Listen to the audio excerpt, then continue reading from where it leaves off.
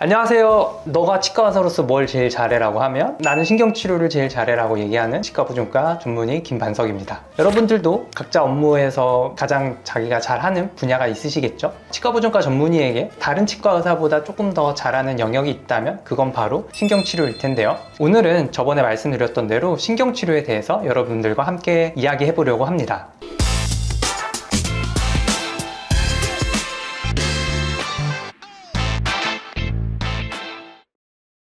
신경치료, 이 말은 과연 어디서 왔을까? 우리가 신경치료라고 부르는 영역은 의학적으로 볼 때는 근관치료라고 하는 것이 맞습니다. 뿌리를 치료하는 어떤 학문을 근관치료라고 하고 영어로는 루트 캐널 트리트먼트 혹은 엔도돈틱 트리트먼트라고 합니다. 엔도라고 하는 건 어떤 내부를 말하는 거고요. 돈틱이라고 하는 건 치아에라고 하는 그런 어원이 있습니다. 엔도돈틱 트리트먼트라고 하는 거는 치아의 내부를 치료한다라는 의미가 있어요. 이거는 아웃 오브 오피셜인데요. 지금의 서울대 치과대학원 경성제국대학의 치의학부가 신설이 됐을 때 이제 일본에서 교과서가 들어왔겠죠. 일본 교과서에서 말이 기원을 했기 때문에 신경치료라고 불렀다, 이런 얘기를 들은 적이 있거든요. 실제로 일본에서 신경치료라고 하는지 안 하는지는 모르겠지만 아무튼 신경치료라는 말 자체는 오류가 있습니다. 그래서 우리가 근관치료라고 하는 치료를 할 때는 뿌리 안에 있는 신경만 치료하는 건 아니에요. 근관치료를 할 때는 이 신경뿐만 아니라 치수 전체, 즉 근관 안에 있는 치수 복합체를 치료하기 때문에 신경치료라는 말보다는 근관치료라는 말이 조금 더 적합합니다. 우리가 신경이 조금 허약해지거나 다쳤을 때 어떤 영향을 주거나 힐링할 수 있는 프로세스를 만들어서 이 신경이 되살아나도록 하는 치료다라고 오해하는 경우도 있는 것 같아요. 하지만 근관치료를 하게 되는 배경 자체가 신경이나 아니면 치수 복합체 이런 것들이 망가졌을 때 통째로 제거하는 형태이거든요. 그래서 치유의 목적보다는 제거의 느낌이 좀 더 강하다, 이렇게 볼 수 있습니다. 구해줘? 치아.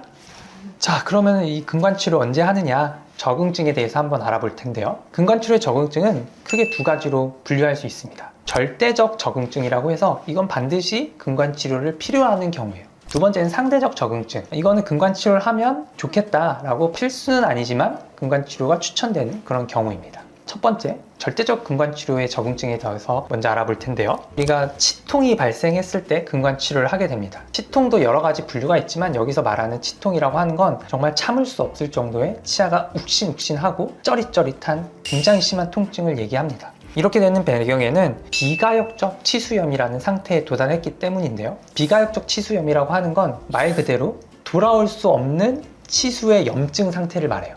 치아에 어떤 자극이 계속 주어졌을 때 그 자극에 대해서 더 이상 신경이 면역이 작용할 수 없는 상태에 이르렀다라고 보여지고요. 이 상태가 계속된다면 치수괴사라는 상태로 넘어가게 됩니다. 이 두 가지의 경우에 대해서는 반드시 근관치료를 시행해 주어야 통증을 조절할 수가 있습니다. 두 번째는 급성 치근단 치주염이에요. 이건 왜 생기냐면 근관치료를 했던지 아니면 안 했던지 치아 내부의 어떤 상태에 의해서 치아 끝부분에 있는 치주 조직이 급성의 염증이 생긴 거예요. 치아 내부의 어떤 염증보다는 치아 주변에 있는 염증 때문에 통증이 생기게 되죠. 치아 주변에 염증이 생겼다 아니면 치족으로 녹았다 라고 하는 게 이런 치주염 때문에 생기게 됩니다. 이 치근단 치주염도 사실은 치수괴사나 비가역적 치수염 때문에 유발되는 경우가 많습니다.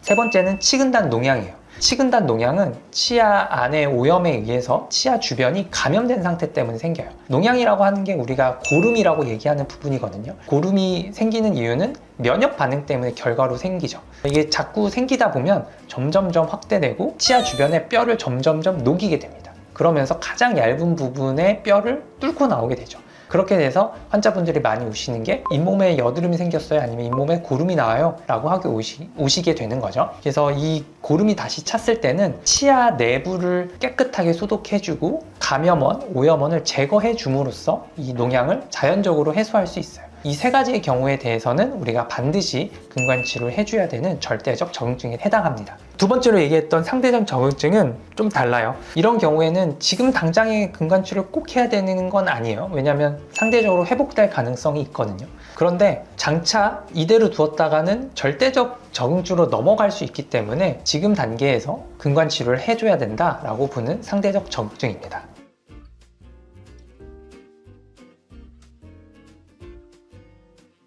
그러면 일반적인 근관치료 과정에 대해서 한번 살펴볼게요. 첫 번째는 발수라는 과정을 거치게 됩니다. 발수라고 하는 건 이 치수를 제거하는 거예요. 안에 오염이 있거나 괴사된 조직을 깨끗하게 제거하는 과정이 첫 번째입니다. 제거하는 과정 이후에는 근관 세정이나 근관 확대라는 과정을 통해서 치아 내부를 굉장히 깨끗하게 소독해 줘야 돼요. 이 소독하는 과정에서 저희가 차염수산 나트륨이라고 하는 소독액을 사용을 합니다. 치아 내부에 괴사된 조직을 녹여내는 성질이 있기 때문에 이런 것들을 사용해서 저희가 치아를 깨끗하게 해드리죠. 그리고 나서는 이 비어진 공간에 적절한 길이와 두께로 근관을 충전하게 됩니다. 이 세 가지 스텝을 지난다면 근관 치료의 첫 단계가 끝나는 거예요. 많은 분들이 여기까지가 근관 치료의 끝인 줄 알지만 저는 두 단계를 더 생각을 합니다. 두 번째는 코어를 만들어주는 거예요. 충치가 있거나 아니면 치아가 부러졌을 때 근관 치료를 위해서 저희가 구멍을 뚫고 들어갔을 때 그 구멍으로 인해서 치아의 구조가 약해질 수 있습니다. 그 구조를 다시 원상복귀 시켜주고 단단하게 만들어주는 것이 근관 치료를 잘 했을 때 유지할 수 있는 중요한 과정이라고 봅니다. 세 번째는 크라운을 해주는 건데요. 크라운이라고 하는 것은 치아를 보호해주는 장치예요. 근관 치료나 어떤 충치 치료를 했을 때 치아의 치질이 너무 약해져서 저장력에 저항할 수 없는 약해진 상태라고 한다면 크라운을 통해서 치아를 보강해주고 여러분들의 치아를 조금 더 건강하고 단단하게 오래 쓸 수 있게 해주는 거거든요. 근관 치료를 후에 10년 동안 근관 치료의 성공률을 관찰을 했을 때 크라운을 제작한 경우가 크라운을 제작하지 않은 경우보다 월등히 높은 성공률을 보였어요. 물론 크라운 안 했다 그래서 100% 실패하는 건 아니에요. 하지만 우리가 수치적인 차이의 리스크를 감수하면서 내 치아를 위험에 노출시키지 않는 것이 좀 더 좋은 치료라고 생각하기 때문에 크라운은 반드시 해주시는 걸 추천드립니다. 대표적으로 근관 치료에 대한 부정확한 부분이에요. 치아는 원래 좀 푸석푸석하다고 볼 수 있어요. 무기질의 형태이거든요. 상아질, 그 다음에 에나멜 모두 유기질이 없고 수분이 없고 단단한 형태예요.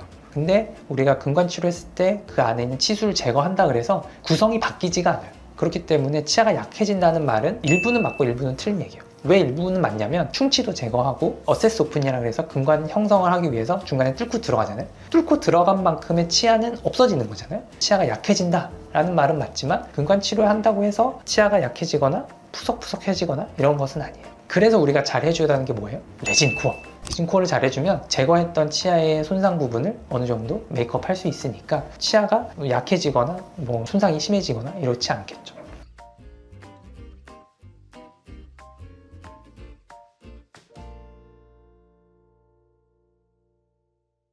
지금부터는 이제 근관치료, 통증에 대해서 한번 얘기해 보도록 할게요. 근관치료의 통증이 심한 경우가 있어요. 어느 경우일까요? 첫 번째, 비가역적 치수염이 오는 경우. 이거는 근관치료를 해서 아픈 건 아니고요. 이미 환자분들이 너무 통증이 심해져서 오세요.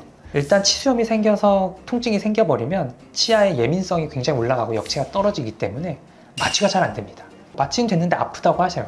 마취는 왜 아프지? 이상하잖아요. 치아가 너무 예민하기 때문에 통증이라고 느껴질 수 없는 자극에 대해서도 통증이라고 엄청 느끼는 거예요. 감각의 혼란이 오는 거죠. 그래서 신경치료 혹은 근관치료가 아프다라고 느껴지시는 경우가 많은 것 같습니다. 이런 비가역적 치수염이 올 것으로 예상되는 상대적 적응증에서는 미리 근관치료를 하는 것이 환자분들 통증 없는 비결이 되겠죠. 치아가 예민해져 있는 경우 아니면 치근단 농양이 있는 경우 이런 경우는 또 아플 수 있어요. 치근단 농양이 있는 경우는 여드름을 생각해 보면 좋아요. 여드름 진짜 조그만한 거 얼굴에 놔도 짜면 되게 아프잖아요.